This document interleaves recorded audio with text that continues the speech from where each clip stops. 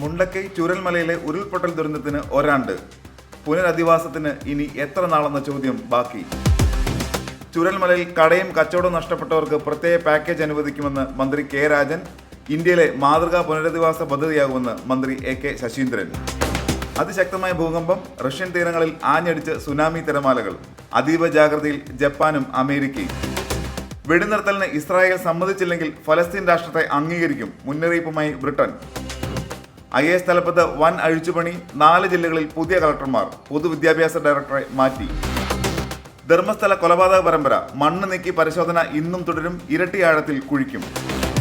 മുണ്ടക്കൈ ദുരന്തത്തിൽ പരിക്കേറ്റവർ സർക്കാർ ആശുപത്രിയിൽ അടച്ച പണം തിരികെ നൽകുമെന്ന് വയനാട് ജില്ലാ കളക്ടർ. മുസ്ലിം എന്ന വ്യാജന ബ്രിട്ടീഷ് വിമാനത്തിൽ അല്ലാഹു അക്ബർ, ട്രംപിന് മരണം മുദ്രാവാക്യങ്ങൾ മുഴക്കി ഇന്ത്യൻ വംശജനായ അഭയ് നായക് കസ്റ്റഡിയിൽ.